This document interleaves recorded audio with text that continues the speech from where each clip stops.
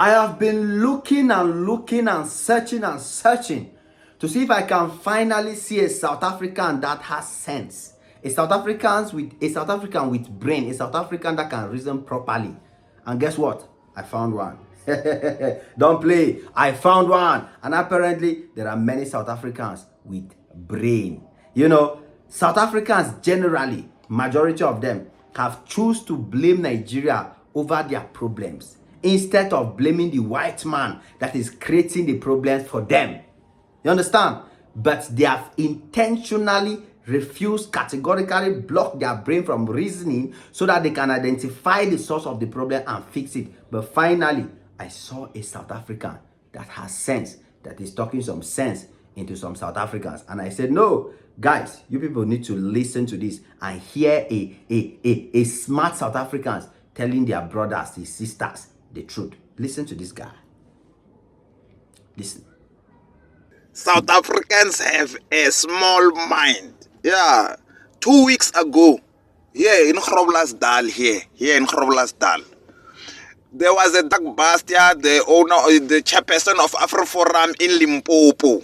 Over 2 billion worth of narcotics. They were going to black children. There Finally, was no Nigerian there, sense, only right? white men. Somebody is making sense. You know, the guy, where you first of all look at the quality of his video, you realize that he's not popular, he doesn't have money, he's not a famous person. It's just a regular South African guy on the street that has sense.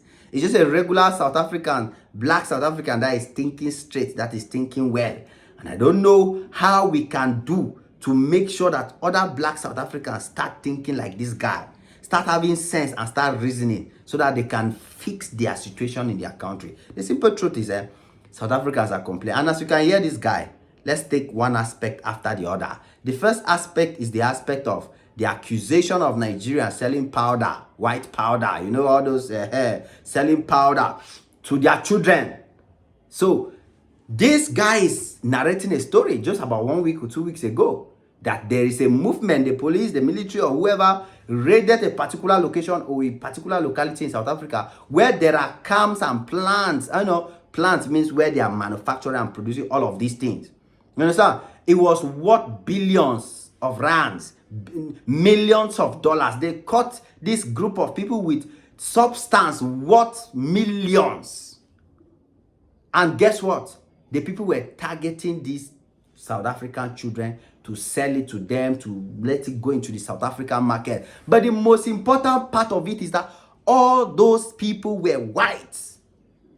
All of them that had the substance, the powder, all of them were white. South Africans, this is a true story. It happened.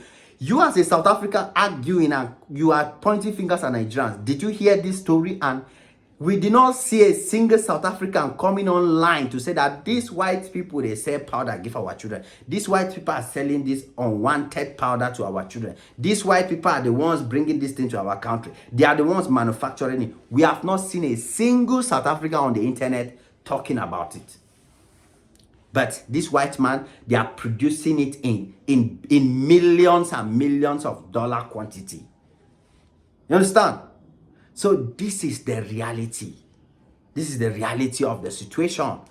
The South African man, the black, the all of them, they don't have any time to think that what they are passing through, what they are going through, the reality of their country is as a consequence of the white man that has colonized their land and the effect of what the white man has done for them in years. I saw a quote online and I was like, wow, this is really, really accurate. Somebody said South Africa is the only country that has gained freedom but decided to offer themselves back as slaves to the colonial master. Oh boy, it don't make sense. It makes sense now. The only country where we say they gain freedom. Freedom that Nigerians and the rest of Africa join to fight for. Give them the freedom. But South Africans, the black ones, have decided to abandon Africa and hand themselves back to these white people and their slave masters. Say, take us back. Control our parliament, control everything you want to control. Take it out. We don't want to we just adore being who we are to you.